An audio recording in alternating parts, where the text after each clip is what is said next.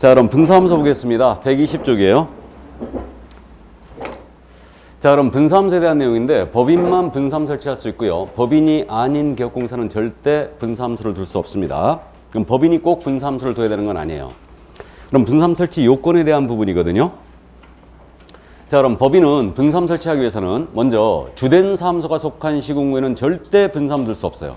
그래서 주된 사함소가 속한 시군구를 제외한 시군구별로 설치할 수 있고요. 시군구별로 한 개수를 초과할 수 없어요.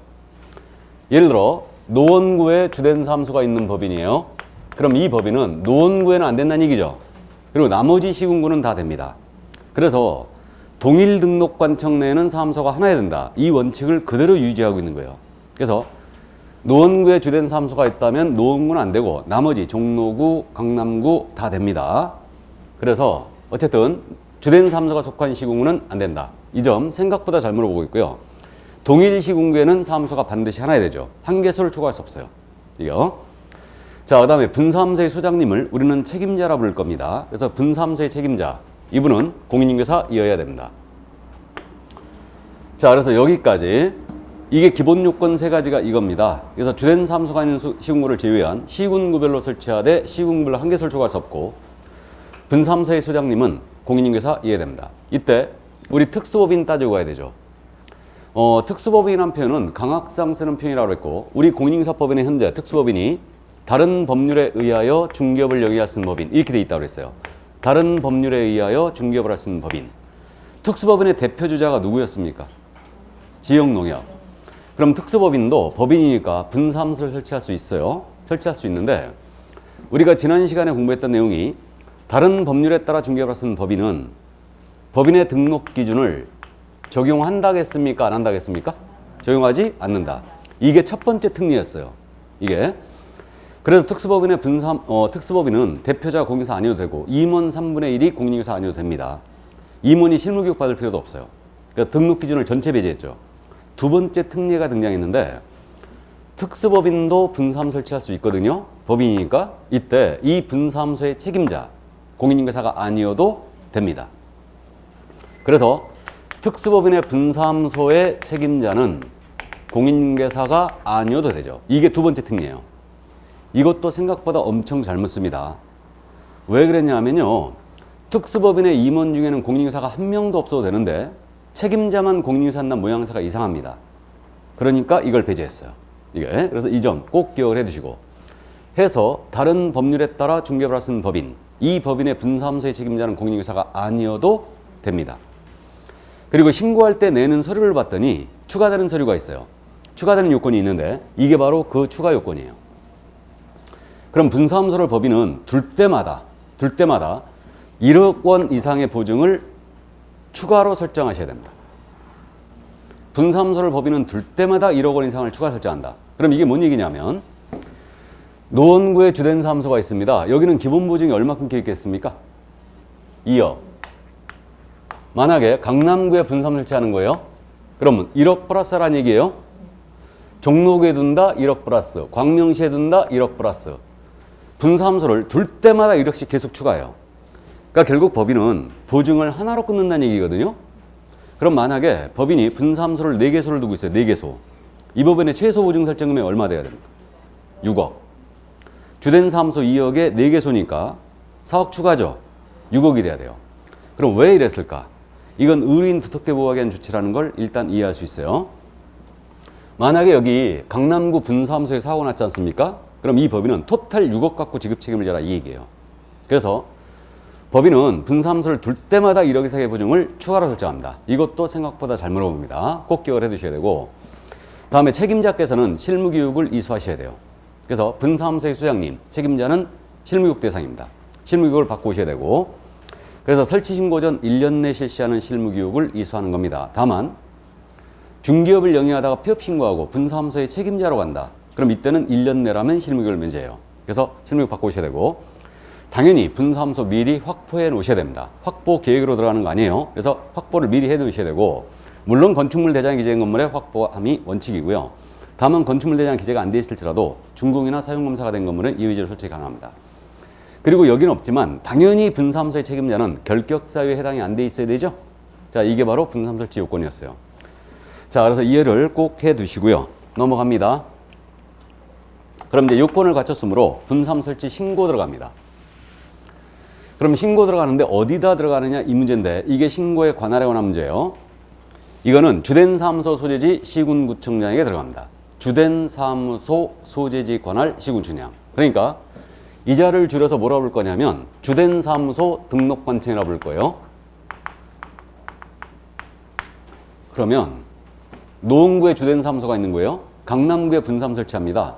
신고를 노원구청장이 하라는 얘기죠. 이 얘기예요. 해서 분사무소에 대한 모든 행정 업무 처리 있죠. 이거는 전부 다 주된 사무소 등록관청에서 한다고 기억하세요. 만약에 이 분사무소 이전한다. 이전 신고 주된 사무소에다가 또 분삼 사용할 인장의 등록도 주된 사무소 등록관청에 분사무소에 휴업 들어간다. 휴업 신고 주된 사무소에 분사무소 업무 정지 때린다. 당연히 주된 사무소 등록관청. 그래서 모든 행정 업무 처리를 주된 사무소 등록관청에서 한다는 걸 꼭 기억을 해 두시고 이때 내는 서류는 여러분들이 조금 어려워하는데 시험에 잘 안 냅니다. 근데 가볍게 이해만 해야 되는데 설치 요건 증명서를 그대로 첨부해요. 여기서 주의할 점은요. 책임자가 공인인증서해야 된다는 게 첫 번째 요건이었죠. 책임자는 공인인증서해야 됩니다. 그럼 자격증사본은 낸다 안 낸다? 안 낸다. 우리 등록 신청할 때도 자격증사본 안 냈어요. 등록관청이 직접 자격발급 시도자한테 확인 요청 들어간다. 그러니까 이거 안 낸다는 거 이해두시고 분사무소는 법인이 맞거든요. 법인 등기사항 증명서 내지 않아요. 우리 과목에서 법인 등기사항 증명서 내는 경우가 있다고요? 없다고요? 없다겠어요. 모두 전자적으로 직접 다 확인 들어갑니다. 직접 열어봐요. 그러니까 이건 안 냅니다.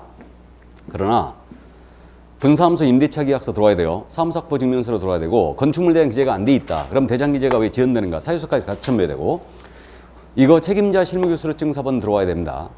등록할 때도 실무교수료증 사본 들어왔듯이 책임자의 실무교수료증 사본 들어와야 되고 보증 1억 이상을 추가 설정하라고 그랬죠. 그러니까 보증관계 증명서로 들어와야 돼요. 전에는 등록과 결정적 차이가 이거였거든요.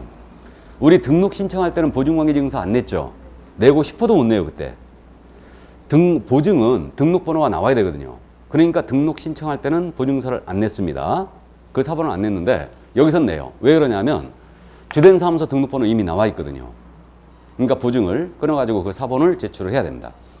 자, 그래서 서류 이 정도 값만 잡아두시고 물론 분삼 설치 신고할 때 지방자치단체 조례가 정하는 수수료 납부하게 되어 있습니다. 수수료 납부사예요. 그래서 수수료 납부해 줘야 되고요. 자, 그럼 이제 신고 들어갔습니다. 신고 들어가면 검토를 하겠죠. 검토하고 요건에 적합했다. 그러면 이제 신고 확인서를 교부하죠. 그래서 종전에 신고필증이라 불렀던 것을 전부 다 신고 확인서로 이제 바뀌었다는 거 이해해 두시고요. 그래서 신고 확인서를 교부하는데 만약에 신고 확인서를 분실했다. 그럼 재교부 신청할 수 있겠죠. 그럼 재교부 신청할 때 물론 지방자치단체 조례가 정하는 수수료 납부하게 되어 있습니다. 우리 수수료 납부 사유 나중에 다시 공부하거든요. 모라떼기로 다시 공부하는데 수수료 납부 사유 다 나왔어요. 참고로 잠깐만 짚어드리면 응시 원선할 때 응시 수수료 있어요. 자격증 분실했어요. 재교부 신청 수수료가 있고요. 등록 신청할 때 수수료가 있고요. 등록증 재교부 신청할 때 수수료가 있고요. 분사무소 설치 신고할 때 수수료가 있고 이 신고 확인서 분실했어요. 재교부 신청할 때 수수료가 있어요. 이게 수수료 납부 사유 6번이 이거거든요. 증을 받기 위해서 신청할 때 3번이에요. 증을 재교부 신청할 때 3번입니다. 증과 관련이 있다. 증. 이렇게 암기할 거예요. 나중에. 그래서 증 교부 신청 3번, 재교부 신청 3번이에요. 일단 그렇게 이제 참고만 해두시고요. 자, 그리고 이제 통보가 있죠. 물론 분사무소가 새로 생겼으니까 공인중개사협회에다가 다음 달 10일까지 통보해줘야 되죠. 하나의 통보가 더 있습니다. 하나의 통보가 더 있다는 게 분삼 설치 예정지 관할 시군구청장에도 통보해줘야 됩니다. 왜 그랬냐면 지금 강남구에다 분삼 설치하는데 신고는 노원구청장에게 뿌렸죠. 그럼 강남구청장 알아요, 몰라요? 모릅니다. 그러니까 이자에게 지체 없이 통보해줘요. 그래서 분사무소 소지지 등록관청에다가 지체 없이 이 사실을 통보해줍니다. 너네 관내로 분삼 설치했으니까 그리 알아라 하고 통보를 해줍니다. 협회 통보는 언제까지 한다고요? 다음 달 10일까지예요. 근데 주된 사무소 등록관청이 분사무소 소지지 등록관청에 통보하는 것은 지체 없이 해야 돼요. 지체 없이. 자, 그러면 이제 이 정도 이해되시고 분사무소로 옮깁니다. 그래서 사무소 이전의 형태, 분사무소 이전이 있는데 그럼 예를 들어서 노원구에 있던 분사무소를 강남구로 옮기는 거예요. 강남구로 옮기는데 주된 사무소 등록관청은 광명시에 있었어요. 그럼 이제 짐작이 되실 겁니다. 뭐가 틀린지. 그럼 분사무소 이전했어요. 먼저 이전하죠. 그 다음에 신고 들어갑니다. 며칠 내에 들어간다? 10일. 안 하면 100만 원 이하 과태료. 100과 관할 짐작되시죠? 누구한테 들어가야 돼요? 주된 사무소 등록관청에 들어가야 합니다. 광명시장에게 하는 거예요. 그래서 분사무소 이전 신고는 주된 사무소 등록관청에 들어간다는 걸 이해해 두시고, 이때 내는 서류는 똑같아요. 신고 확인서 원본 첨부해야 되고요. 그 다음에 사무소 확보 증명서를 첨부해 들어갑니다. 그러면 신고 확인서 재경고 받고요. 그리고 이제 통보를 해주는데 당연히 협회 통보는 있어야 되죠. 당연히 공사협회에다가 다음 달 시까지 통보하는데 하나의 통보가 더 있어요.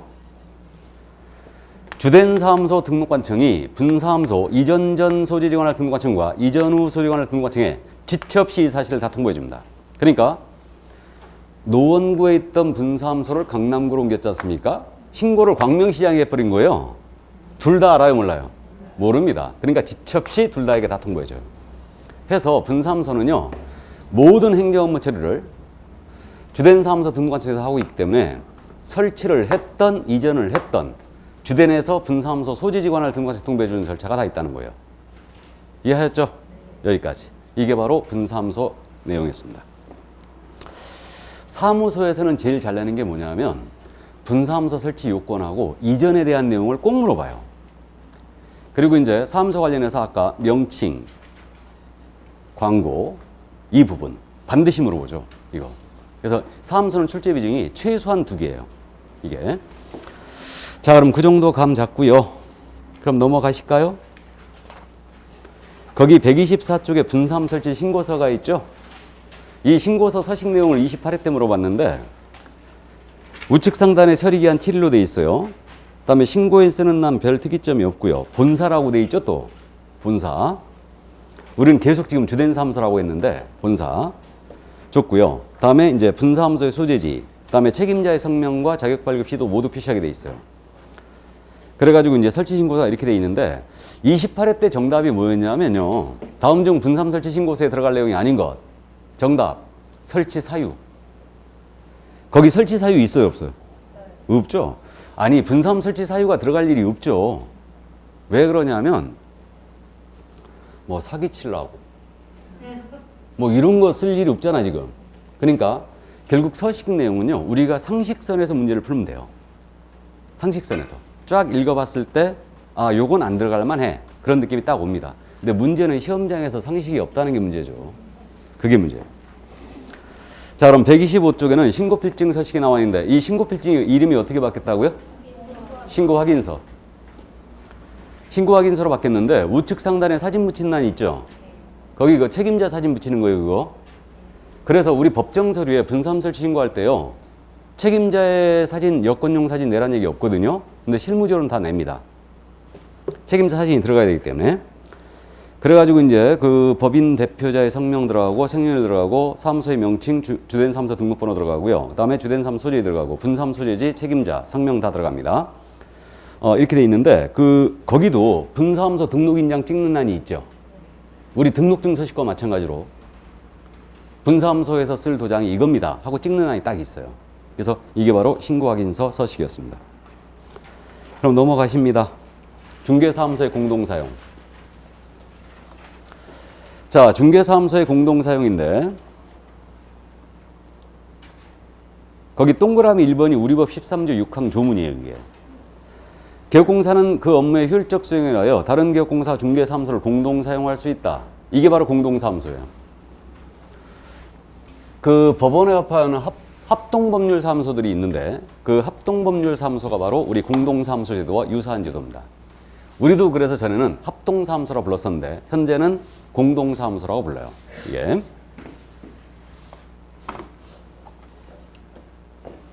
자, 그러면 개업공사 업무의 효율적 수행을 위해 사무소를 공동 사용할 수 있다. 이때 제한이 전혀 없죠. 예를 들어서 이게 중개사무소인데 A 개업공사, B 개공, C 개공, D 개공이 같이 씁니다. 그럼 이게 공동사무소예요. 그래서 2인 이상의 개업공사가 사무소를 같이 쓴다. 그럼 이것을 공동사무소라고 부릅니다. 그럼 이때 종별 제한 없어요. 그러니까 A는 공인중개사는 개공이고 B는 중개인이고 C는 법인이고 D는 분사무소예요. 그래도 상관이 없어요. 물론 C법인과 D분사무소는 같은 법인이 아니어야 됩니다. 같이 있을 수가 없어요. 자, 이렇게 되고요. 그리고 이거 인원수 제한도 전혀 없죠. 이게. 그래서 종별 관할 불문 개공 같이 사용할 수 있습니다. 그럼 구체적인 설치 방법 어떻게 되냐면 A, B, C, D가 우리 학원 30일의 동기생들이에요. 의기투합했어요. 사무소 같이 운영하자 해가지고 좋은 건물 임차 하나 해가지고 여기다 개설 등록을 동시에 들어가는 거예요. 그럼 공동사용이 되는 겁니다. 나아가 A가 혼자 쓰고 있는 사무소에 B, C, D가 등록을 들어갈 수도 있죠. 그래서 우리가 지난주에 다른 개공이 이미 사용 중인 건물에도 내가 등록 들어갈 수 있다고 그랬죠. 그래서 일단은 이렇게 되거나 또는 B, C, D가 다른 곳에 중개업을 영위하던 개공이었다면 여기다 대고 중개사무소 이전 신고하는 겁니다. 그럼으로써 공동사용 가능하다는 얘기죠. 등록의 방법, 이전 신고의 방법으로 이렇게. 그러면 이렇게 공동 사용할 때 별도의 공동사용 신고 제도라는 게 있느냐? 이런 제도는 존재하지 않아요. 그러니까 등록을 하거나 이전 신고할 때 서류 한 가지만 더 들어오면 돼요. 서류 한 가지만. 공동사용하는 다른 개공이 있죠. 다른 개업공사의 승낙서만 더 들어오면 돼요. 이거 건물주의 승낙서 아니에요. 다른 개공의 승낙서입니다. 그럼 예를 들어서 A가 쓰고 있는 사무소에 B, C, D가 등록을 들어간다. 그럼 A의 승낙서 있어야 된다는 얘기죠. 근데 실무적으로 어떻게 하냐면 그렇게 하는 게 아니고 승낙서 하나를 쓰지 않습니까?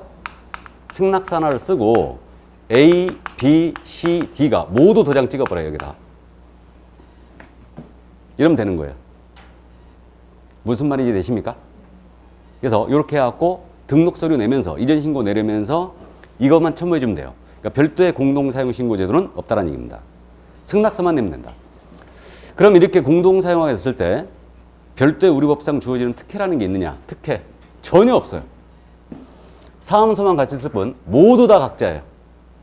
개시 따로, 인장의 등록 따로, 소공사 보조원 고용도 따로, 명칭 다 따로예요. 그래서 딸기, 호박, 바나나, 수박 다 따로 써야 돼요. 어떠한 특혜도 존재하지 않아요. 그래서 이런 특혜가 없기 때문에 실무적으로 공동사용을 잘 안 했던 거죠. 안 했고 악용만 해왔었어요. 악용만.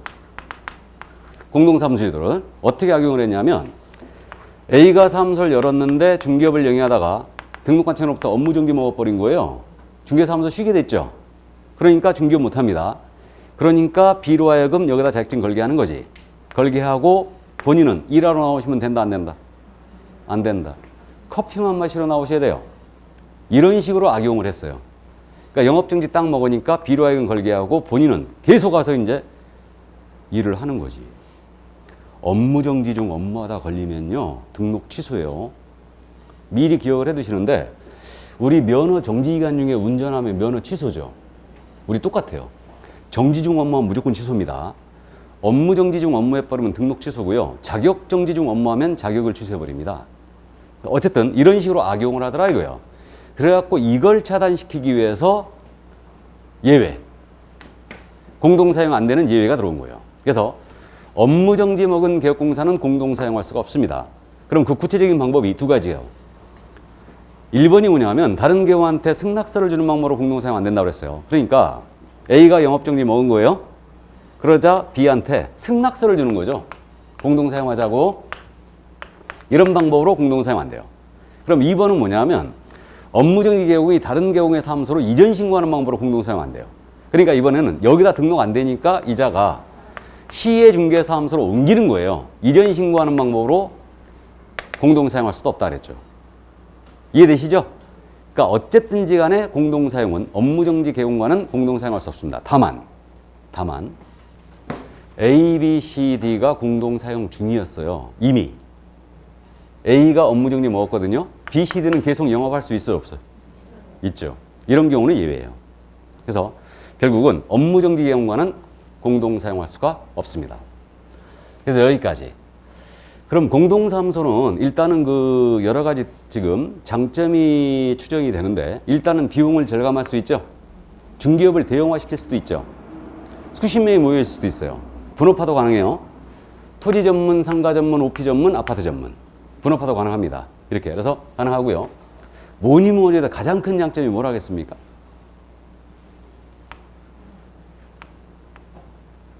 멤버가 된다고 그랬죠. 예.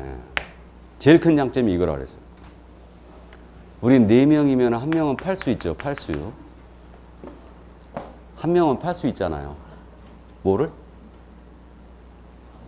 광을. 자, 그래서 이 정도. 그래서 이제 공동사무소가 이런 제도였고요. 요즘은 공동사무소를 절세 방안으로도 활용하고 있죠. 절세 방안. 우리가 연간 매출이 4,800만 원이 넘어서면요. 일반 과세자로 돌아가요. 일반 과세자. 우리 사업자들은 간이 과세자가 있고 일반 과세자가 있죠.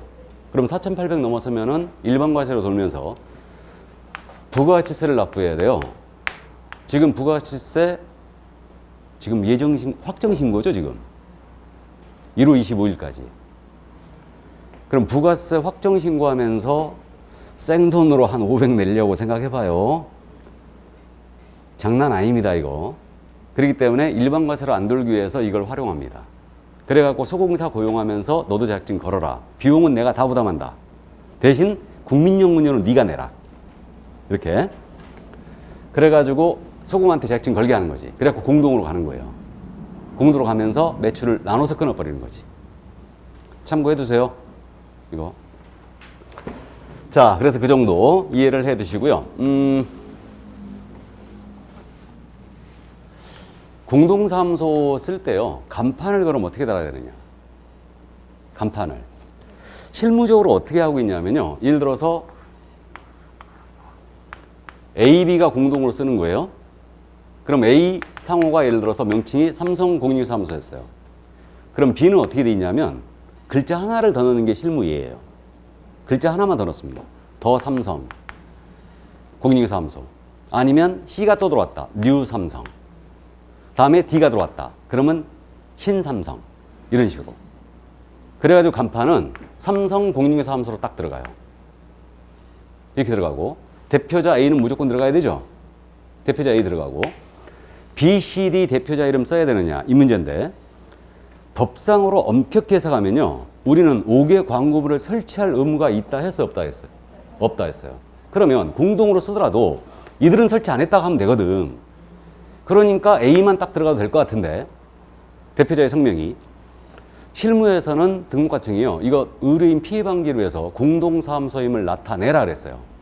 그래가지고 간판을 하나로 쓰되 B, C, D 이름 다 들어와야 된다는 얘기죠. 그래가지고 간판 보면요. 대표자가 2명이 써 있는 데도 있어요. 공동사무소예요. 공동사무소입니다. 그래서 광고 어떻게 나가냐면요. 요즘 A가 예를 들어서 광고 이거 하는 바람에 네이버로부터 한 달 광고 영업정지를 먹었어. 그 허위 광고 3번 걸리잖아요. 네이버는 한 달 동안 광고를 못 해버려요. 타격 엄청 큽니다. 그러면 A가 네이버로부터 한 달 광고 금지당했죠. 그러면 누구 이름으로 나가면 돼? B 이름으로 나가는 거지. 무슨 말인지 되십니까? B는 더 삼성이잖아요. 그냥 나가면서 더 삼성이라고 조그맣게 쓰고요. 삼성공사사무소로 크게 써놓는 거지. 그렇게 나갑니다. 그래서 이제 그렇게 하고요. 요즘 그래갖고 이제 이런 또 우리가 또 아무리 찍어 눌러도 도망갈 구멍은 있지 않습니까? 그러니까 이런 식으로 지금 현재 또 운영을 하고 있죠. 이게 그래서 어쨌든 공동사무소가 이런 제도라는 거 이해를 일단 해 두시고요. 지금은 영업정지 먹잖아요. 그럼 영업정지 먹으면 A가 영업정지 먹었어. 그럼 이 사무소에다 등록 들어가는 거 안 되죠. 그죠? 근데 계속 해야 되겠어. 이거를. 내가 여기서 10년간이나 해왔는데 사무소는 같은 자리에 계속 있다는 거 아시죠? 중개사무소 거기 한번 딱 들어가면 적어도 5년 이상 갑니다. 물론 우리가 중개업의 성패는 실무상 1년 내에 다 결정돼요. 1년 내에 내가 장기적으로 할 거냐 바로 닫을 거냐 결정이 나죠. 1년 내에. 그래서 이제 성공하는 중개업소가 그래도 다른 사업자보다는 성공률이 좀 높은 편인데 약 20% 정도 10개 중개업소 개업을 했다면 2개 정도는 성공하고 나머지는 다 그대로 문 닫는 거예요. 닫는 겁니다. 어쨌든 그래서 이 사무소를 계속적으로 해왔는데 영업정지 먹었다. 그럼 손님들이 왔다 갔다 하면서 여기 문 닫혔네? 뭔가 잘못했나 보네? 위법이 있나 보네. 인식이 안 좋아져요. 계속 열어놔야 되거든요. 어떻게 하냐면요. A가 업무정지 먹었잖아요. 바로 폐업 신고해버려야 돼요. 지난주에 했던 내용 기억나세요? 우리 업무정지 먹었더라도 폐업 신고할 수 있다고 그랬죠. 그래도 결격이죠. 결격입니다. 업무정지 기간 중 계속 결격인데 폐업 신고해버려야 돼요. 그리고 B가 걸면 돼. 무슨 말인지 아시죠? 그렇게 하셔야 됩니다.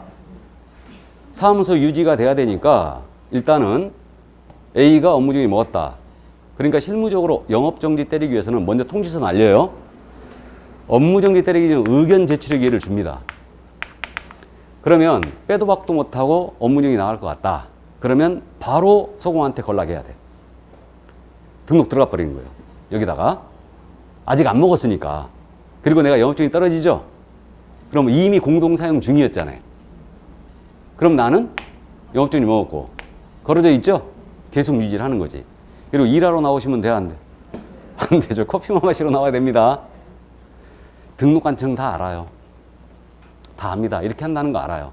그러니까 영업정지 때려놓고 우리는 생계에 관한 문제이기 때문에 때려놓고 감독 나올 때 여기는 되도록이면 피해가.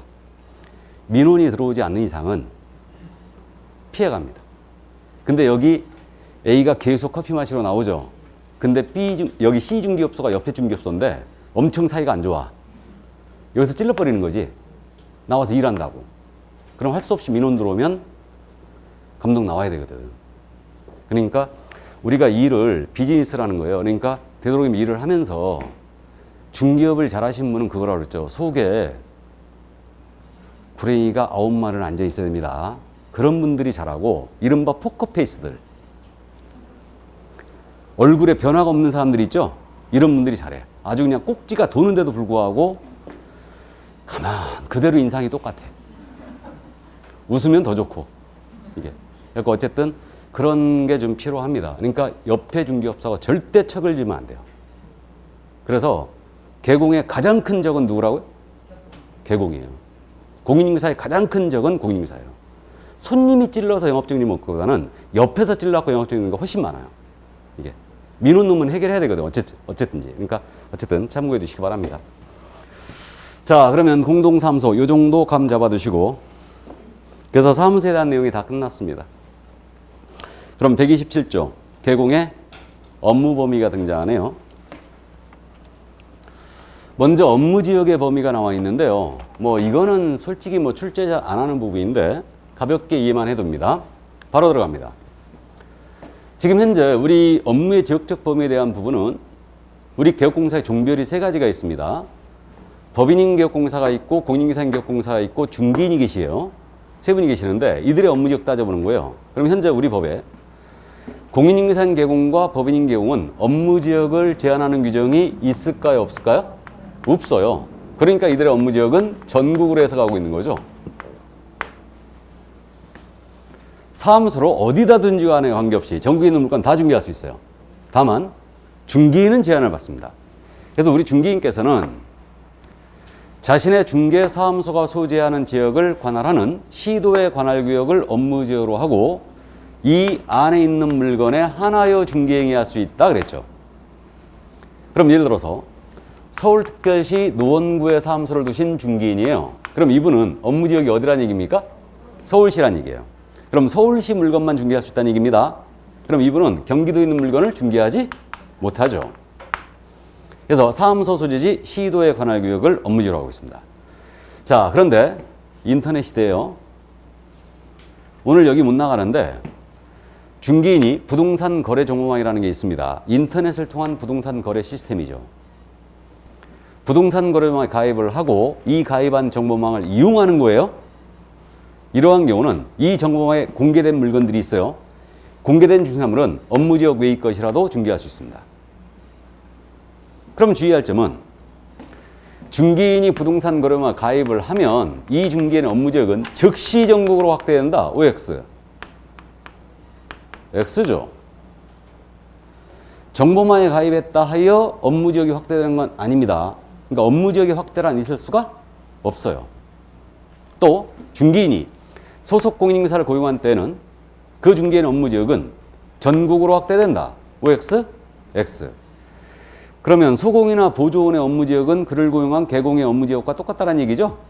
그래서 고용인인자의 팔자는 개공의 팔자를 따라갑니다. 일단. 그래서 이제 그렇게 돼 있고요. 그래서 세 가지 다 충족해야 돼요. 정보망에 가입을 하고 이를 이용하고 이 정보망이 공개가 돼 있어야 돼요. 그래야 업무 지역에 있고 또 중개할 수 있습니다. 그래서 이 정도 이해해 주시고, 중개인이 만약에 업무 지역을 위반했잖아요. 그러면 업무 정지예요. 중개인이 업무 지역을 위반하면 업무 정지다. 이제 이 정도 기억하시고, 다음 중개대상물의 범위입니다. 중개대상물의 종류에 대해서는 개공에 따른 종별에 따른 차이가 없어요. 뭔 얘기냐 하면, 우리 중개인은 서울 여기 노원구에 사무소를 뒀다. 그러면 서울에 있는 물건이라면 토지든 건물이든 임목이든 공장재단이든 광업재단이든 모두 중개할 수 있다는 얘기죠. 종별에 따른 차이가 없어요. 업무의 지역적 제한만 하고 있는 겁니다. 이해하셨죠? 자, 그럼 이 정도 이해하시고, 여기서 참고, 중개인은 업무 지역 제한 받고 있거든요. 그럼 중개사무소 이전을 우리가 공부한 적이 있는데, 중개사무소 이전, 중개인 전국으로 사무소 이전할 수 있을 것 같아, 없을 것 같아? 예? 있어요. 중개인이 업무 지역 제한을 받지만 사무소 이전은 전국 어디로든 다 갈 수 있어요. 그래서 중개인이 현재 업무 지역의 제한을 받고 있지만 불만이 없는 거죠. 사무소 이전과 결합하면 얼마든지 이거 업무 지역을 바꿀 수 있어요. 그래서 노원구에 사무소를 두셨다. 경기도 물건을 중개다가 의뢰받았다. 해야 되죠? 잠깐 경기도로 옮기고 중개하고 다시 오면 되지. 맞죠? 그래서 전국 어디로 갈 수 있다는 거 이해를 해 두시기 바랍니다. 일단 물론 중개인들은 연세가 많으실 걸로 추정되기 때문에 사무소 이전 신고 할 것 같아, 안 할 것 같아? 안 합니다. 그리고 중개인 업무지역 제한 받고 있죠. 법상 제한만 받을 뿐이고, 예를 들어서 중개인 노원구에 계셔. 경기도 토지 중개하려고 의뢰 받았어. 할 것 같아, 안 할 것 같아? 하죠. 그냥 하죠. 정보망에 올리기 뭘 올려? 사무소 옮기기 뭘 옮겨요? 그냥 하지. 걸리면 뭐라고요? 업무정지. 잠깐 쉬지 뭐. 손님도 없는데 뭐. 그러니까 중개인들 불만 없는 거예요. 어쨌든. 자, 그래서 중개인 전국적으로 4,000명도 안 되기 때문에 중개인에 대해서 묻는 건 부당합니다. 근데 우리는 시험에 대비하는지라 일단은 이해는 해 주셔야 돼요. 중개인만 업무의 지역적 제한을 받는다. 자, 그럼 이제 업무 지역 제한 요 정도 이해해 주시고요. 겸업으로 내려갑니다. 지금 개업공사의 겸업으로 들어왔는데 이 부분은 매회 출제한다 보시면 돼요. 매회 무조건 물어보는데 이 겸업에 대한 부분은 중개업 외에 우리 개업공사가 또 다른 업무를 할 수 있겠는가? 이게 겸업에 대한 문제예요. 그러니까 내가 중개사무소로 놓고 슈퍼마켓 문방구도 할 수 있느냐, 꽃집을 다 할 수 있느냐, 이 문제입니다. 이게 바로 겸업에 대한 문제예요. 이거하고 이중소속하고 헷갈리면 안 돼요. 이중소속은 2개 이상의 중개사무소에 양다리 걸칠 수 있느냐 문제죠. 이건 전면금지했죠. 근데 겸업은 다르죠. 그럼 이 겸업에 대해서 개공의 종별에 따른 겸업 비교를 해보면 공인인사인 개업공사나 중개인입니다. 이들은 개인이죠. 개인인 개업공사. 이들에선 겸업 제한 규정이 없습니다. 근데 중개법인 있죠. 중개법인은 지난주에 잠깐 말씀드렸듯이 토탈할 수 있는 업무가 덜렁 7가지 뿐이에요. 중개업 외에 6가지 업무를 더할 수 있을 뿐이죠. 그러니까 사실상 중개법인은 겸업 제한을 받는 겁니다. 왜 그랬을까? 실무를 보면 그냥 쉽게 이해가 돼요. 우리 개인인 개업공사는 실무를 봤을 때 직원 한두 명 고용해서 업무하고 있잖아요. 그러다 보니까 겸업 제한을 안 하더라도 할 수 있는 한계가 있었던 거죠. 그래서 제한을 안 하게 된 거예요. 근데 법인에 대해서는 겸업 제한을 안 했다. 그러면 직원을 수십 명 고용하고 대형화될 수 있거든요. 그렇게 되면 중개업은 부수요로 하고 아주 요성한 업무만 하더라 이거예요. 그러니까 전문 직업에서 품위가 손상될 우려가 있었기 때문에 법인은 제한을 하고 있는 겁니다. 이게 더 나아가서 법인에서 겸업 제한을 지금 안 푸는 이유가 이게 2017년도인가? 그때 겸업 제한을 푸는 걸로 논의가 됐었어요. 근데 이제 그때 국회가 이거를 결국은 이제 법안 처리를 못하고 국회가 이제 문을 닫아버렸죠. 그런 바람에 법안이 자동 폐기돼 버렸는데 법인의 겸업을 푸는 거에 대해서요. 우리 협회가 오히려 강력하게 더 반대하고 있어요. 법인 겸업 풀어서는 절대 안 된다. 왜 그러냐면 법인의 겸업을 풀어버리면 돈이 된다고 해갖고 요즘 부동산에 뛰어드는 사람들 많죠. 대기업들이 또 뛰어들고 외국 자본들이 들어올 거라 이거예요. 그러니까 결국은 협회에서 반대하고 있어요. 그래서 못 풀고 있는 거예요, 이거. 이게. 그래서 이제 그 정도 참고해 두시고. 그래서 오히려 법인이기 때문에 제한한다는 얘기죠? 개인은 제한 안 한다는 얘기예요. 그러면 이론적으로 누가 훨씬 더 겸업이 넓어요? 개인이 훨씬 넓습니다. 그래서 주의할 점이요. 여러분들은 공인중개사인 개업공사나 중개인은 요런 업무를 할 수 있다라고 지문이 떴잖아요? 그럼 이 지문은 일단 오해예요, X예요? 일단 오해예요. 개인은 겸업 제한이 없으니까. 그걸 꼭 명심해야 돼요. 자, 그럼 지금부터 이제 참고인데 개인이 겸업 제한을 우리 법상 안 받고 있지만은 전혀 제한이 없는 건 아니에요. 예외적으로 제한이 되는 경우가 있는데 법에서 특별히 금지하고 있다. 그럼 제한이 되는 거죠. 그러니까 법에서 특별히 금지하는 게 첫 번째, 우리 금지행위라는 걸 공부하거든요. 금지행위의 첫 번째가 매매업이에요. 우리 중개사물 매매업 못합니다. 이건 우리 법이 직접 금지하고 있는 거고, 또 이 자리에 공무원인 신분을 가지신 분이 계실지 모르겠는데 공무원인 신분을 가지신 분은 공무원법에 의해서 영리행위 종사 금지돼 있어요. 그러니까 이분은 중개사무소 못 열어놓습니다. 또 우리 법에서 중개인 있죠. 우리 개업공사에게 경공매 업무 허용했거든요. 경매, 공매 업무를 허용했는데 우리 중개인께서는 이거 허용이 안 됐어요. 자격증이 없기 때문에. 그래서 이건 법에서 명문으로 금지하고 있는 거예요, 지금. 그럼 이건 당연히 못하는 거고, 해석상 우리는 내재적 한계도 있다라고 해석하고 있어요. 내재적 한계라는 게 뭐냐면 등록증이나 자격증의 양도나 대여에 해당될 정도의 겸업은 안 된다고 보고 있죠. 이게 뭐냐면 대표적으로 이겁니다. A가 중개사무소 열었는데 이분은 사무실상 열어놓고 회사의 주관에 상근직으로 출근해버리는 거예요. 이 정도의 겸업은 안 된다고 보고 있죠. 왜 그런지 짐작되시죠? 의뢰인이 찾아왔을 때 개공께서는 회사에 나가시면 결국은 이 의뢰인에게 소공이나 보조원이 중개 업무 활동을 할 수밖에 없다는 얘기죠. 그러면 A가 소공이나 보조원한테 등록증이나 자격증을 대여한 것으로 볼 수밖에 없다는 얘기예요. 그러니까 이 정도의 겸업은 안 됩니다. 그래서 일반적으로 회사에 나가는 건 안 된다고 보이는데 회사에 나간다 해서 당연히 대여로 볼 거냐? 그건 아니겠죠. 요즘 뭐 근무 형태가 워낙 특이한 경우가 많기 때문에 회사에 나가긴 나가되 오전에만 나가고 오후엔 다 쉰다. 그럼 열어놓을 수 있죠. 또 일주일 내내 나가는 게 아니고 이틀만 나가고 5일은 다 쉰다. 그럼 열어놓을 수 있을 거예요. 나아가서 주간에 나가는 게 아니고 밤에만 나간다. 열어놓을 수 있겠죠. 대신 조건은 잠이 없어야 될 겁니다. 낮에 근무할 수 있으니까. 그래서 이제 어쨌든 뭐 재택근무를 하고 있다. 그럼 열어놓을 수 있을 거예요. 그래서 이 정도의 겸업은 안 된다는 얘기입니다. 그래서 국토부는 기본 입장이 개업공사는 전문 직업인이니까 중개업에만 종사해라. 이게 이제 기본 입장인데 거기 수긍은 가요. 수긍은 되지만 우리가 수입이 불안정하니까 겸업을 고려하는데 사실 뭐 어떻게 하면 사기를 잘 쳐서 중개업을 잘할까 해야지 어떻게 하면은 겸업을 할까 고려하면 안 된다는 얘기입니다. 주객이 전도된 거예요, 이거는. 그래서 어쨌든 그 정도. 이 자리에 뭐 실무하신 분 계시겠지만 요즘은 이 코로나 때문에요. 그래도 주인분들은 집 보여주는데 무리가 없어. 본인이 급하니까. 근데 새 들어 사는 우리 임차인이 있잖아요. 임차인이 집을 보여줘야 되는데 임차인은 나 몰라라는 거지. 집 나가든 말든 나는 이사 갈 날 보증금만 받겠다 이거야. 집을 보여주지도 않아. 실무에서. 그게 문제죠. 어쨌든 이게. 그렇다고 우리 중개업소에서 소독제를 들고 다니면서 뿌릴 수도 없고 또 구석구석 집을 봐야 되는데 그렇다고 또 영상을 찍어갖고 영상으로 또 보여줄 수도 없고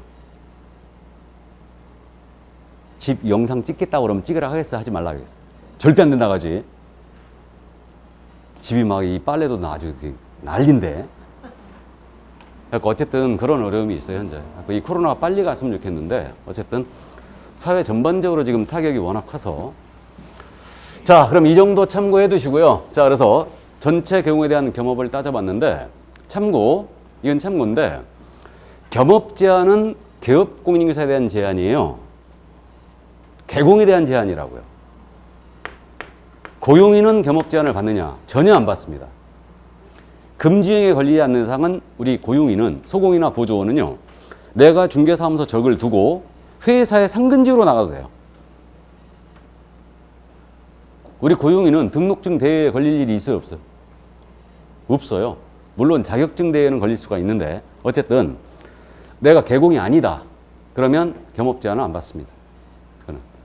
물론 금지행위 같은 거에 걸리면 안 돼요. 그래서 참고해 두시고, 그럼 우리는 일반 사업자를 내는 건 상관없다는 얘기죠. 그러니까 중개사무소 옆에 문방구를 더한다, 상관없어요.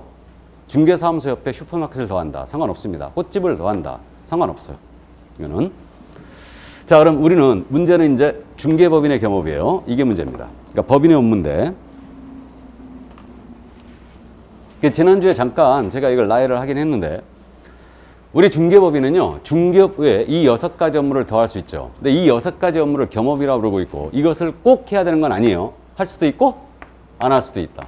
임의사업이에요. 그럼 이제 나중에 이거 두음자 따서 모두 암기해 버릴 건데 이게 상당히 헷갈리거든요.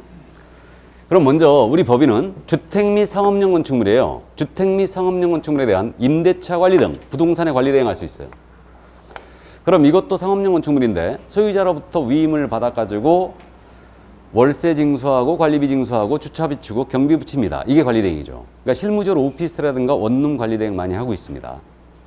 그래서 이제 기억을 해보는데 관리 대행 가능한데 물건이 주택하고 상가만 되는 거예요. 나는 여기에 조금 반대인데 우리 시험에 대비하는 거니까 일단은 주상만 된다고 기억하세요. 주택과 상업용 건축물 이것만 된다.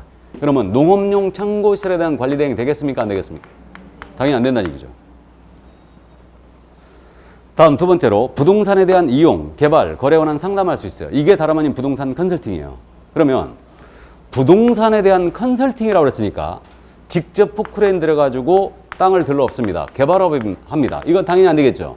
또 부동산에 대한 컨설팅입니다. 그러니까 법인의 임원이 증권 투자에 아주 해박한 지식을 갖고 있어요. 증권 투자 컨설팅 합니다. 돼요, 안 돼요? 당연히 안 되는 거. 부동산 펀드를 조성합니다. 될까, 안 될까요? 당연히 안 된다는 얘기죠. 부동산에 대한 컨설팅이에요. 이거.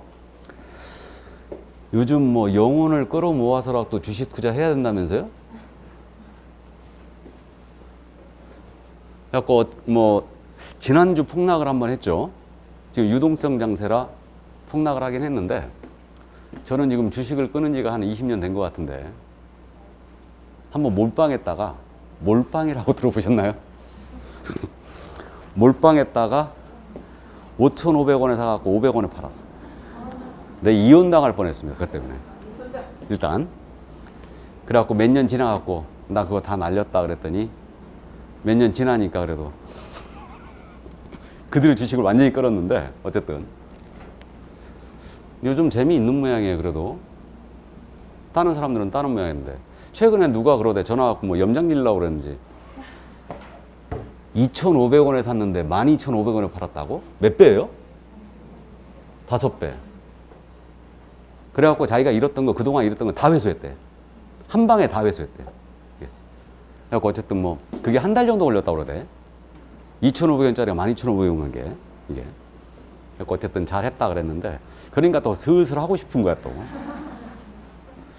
그리고 이제 주식 3시에 끝나면은 그 다음 3시 이후에는 뭐 해야 됩니까? 전자화폐 해야지. 비트코인. 근데 뉴스 보셨어요? 그 비트코인은 비밀번호를 못 풀면은 날리는 거라면서요? 아, 그래갖고 인터넷 뉴스에 나왔잖아요. 그 미국에서 그 사람 지금 풀었는지 모르겠는데 2,700억이래. 비트코인 갖고 있는 게 2,700억인데 10번을 비번을 넣어가지고 틀리면은 영원히 날리는 거야. 영원히. 지금 8번 틀렸어, 현재. 8번. 그리고 어제 뉴스인가 또 봤더니 그 사람은 비트코인 암호 저장돼 있는 게 하드드라이브 있죠? 이걸 갖다 버린 모양이 돼. 그걸 갖다 버렸대. 그래갖고 쓰레기장 뒤져가지고 내가 찾을 테니까 이거 찾으면은 내가 65억을 기부하겠다. 거기 들어있는 금액이 얼마나 더? 그러니까 비트코인 있잖아. 이게 비번을 잃어버리면 결국 못 찾는데요. 날리는 거래. 그래갖고 이게 전체 비트코인 투자한 사람들 한 30% 정도 된대. 비번을 못 푸는 사람들이. 이게.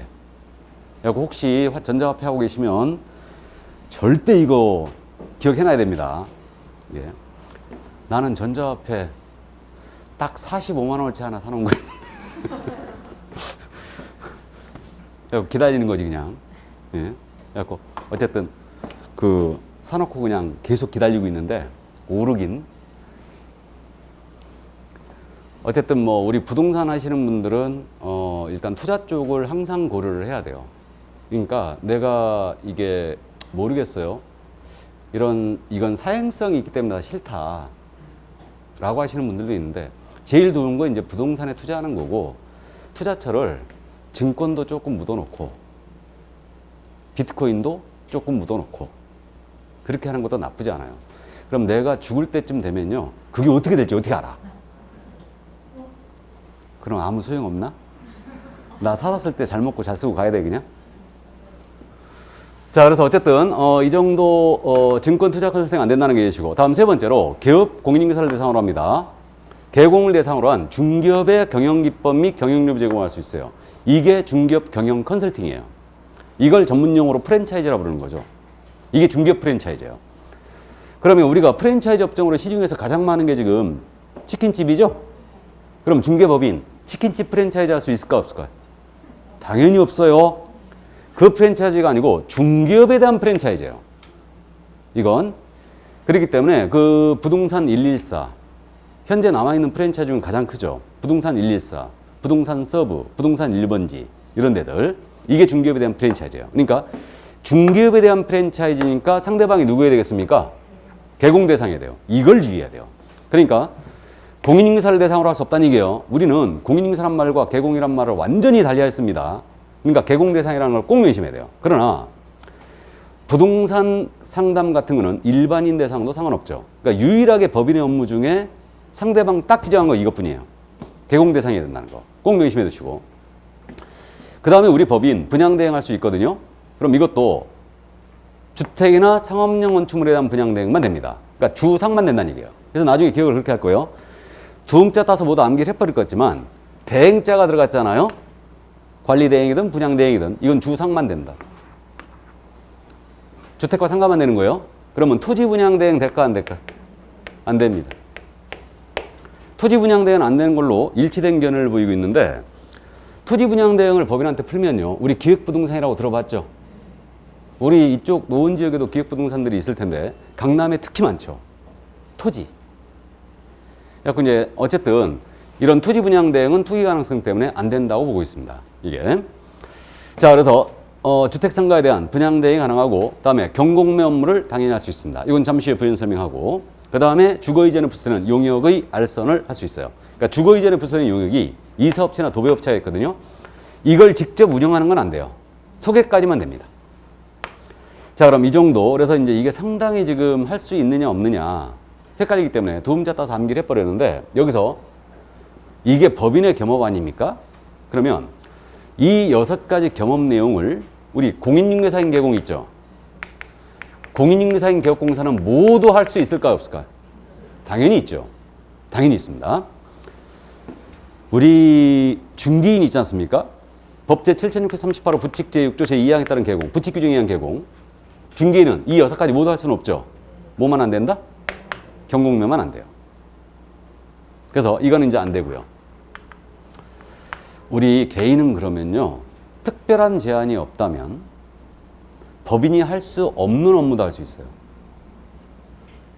개인은 그럼 증권 투자 컨설팅 할 수 있어요? 없어요? 개인. 있죠? 그 다음에 토지 분양 대행 할 수 있을까 없을까요? 있겠죠? 농업용 창고실에 대한 관리 대행 할 수 있어요. 다. 법인이 할 수 없는 것도 할 수 있죠. 경업 제한 안 받으니까. 이렇게 되고 이 6가지 업무는 모두 중개업이 아니죠.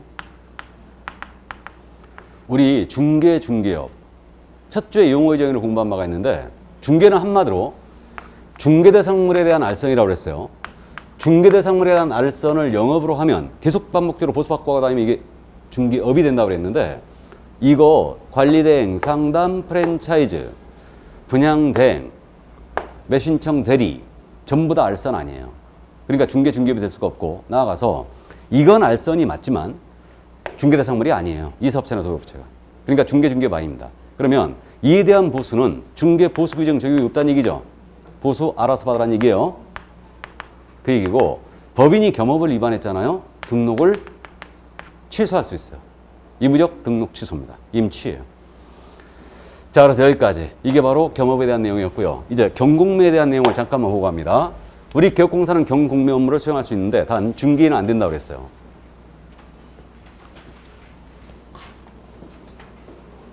그럼 이 경매, 공매 이 업무에 대해서는 우리가 이제 알고는 있어요. 상식적으로. 경매라는 것은 현재 법원에서 하고 있고 공매는 공개 매각의 준말로 이해하시면 되거든요. 공개 매각의 준말. 그래서 공매는 여러 기관에서 하고 있죠. 지자체장, 세무서장, 기업체, 은행, 한국자산관리공사. 우리가 공부하는 공매는 한국자산관리공사. 한국자산관리공사는 특수법이 맞죠? 얘는 등록해야지만 중개할 수 있어요.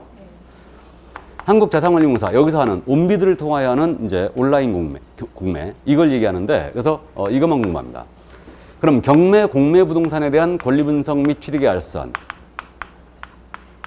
입찰 신청, 매수신청 대리를 할 수 있죠. 명실공히 이걸 할 수 있는데 이 업무를 우리 중개인은 한 가지도 못해요. 그래서 원래 경공매 업무는 변호사 업무거든요. 그래갖고 우리 개공한테 이걸 풀면서 법인하고 공인중개사한테는 풀었는데 중개인한테는 안 풀었습니다. 그럼 권리 분석은 뭐냐면 경매 부동산 낙찰받으면 보증금 떠안아야 되느냐 이런 거 분석해 주는 거고 취득의 알선은 경제적 가치를 분석해 주는 거예요. 다음에 이 대리는 뭐냐면 입찰표를 대신 써주고 낙찰을 받아주는 얘기죠. 이게 바로 대리예요. 이걸 수행할 수가 있는데 우리는 경매의 대상이 된 부동산이죠. 경매의 대상이 된 부동산에 대한 대리를 하고자 할 때 이때는 대법원 규칙이 정하는 바에 따라 법원에 등록부터 해야 돼요. 법원에 등록을 하고 그 감독을 받으라고 했어요. 그럼 주의할 점은 경매 부동산 권리 분석 취득의 알선만 한다면 법원에 등록 안 하고 그냥 할 수 있다는 얘기죠. 나아가 공매는 자산관리공사에서 하고 있으니까 공매 부동산 권리 분석 취득의 알선 대리한다. 법원에 등록 안 하고 그냥 할 수 있어요. 그래서 꼭 기억할 게 경매의 대상이 된 부동산에 대한 대리를 하고자 할 때만 법원에 등록을 요구하는 거예요. 그래서 우리는 실무 마지막 시간에 이 부분을 잠깐 들여다보게 됩니다. 그래서 공인중개사에 매수신청 대리인 등록 규칙이 있어요. 그래서 일단은 경매 부동산 대리할 때만 법원에 등록을 요구한다. 나머지는 다 그냥 할 수 있다. 단 중개는 아무것도 못하고요. 그래서 이제 그 점 이해를 일단 해 두시고요. 그래서 뭐 이것까지 장난은 안 치는데 저는 꼭 여러분한테 연습을 시키죠. 개업공사가 경매 또는 공매 대상 부동산에 대한 입찰 신청 대리하고자 할 때는 대법원 규칙이 정하는 바에 따라 법원에 등록을 하고 그 감독을 받아야 한다. OX, X죠. 공매가 빠져야 되죠. 경매 대리할 때만 법원에 등록을 요구합니다. 그래서 이 정도 이제 참고만 해두시기 바랍니다. 자, 그래서 법인의 겸업에 대한 내용까지 다 봤어요. 다 봤고 이제 130쪽에 고용인이 나오고 있는데 교실이 좀 덥죠? 그래서 좀 쉬었다 하겠습니다. 좀 쉬었다 하죠.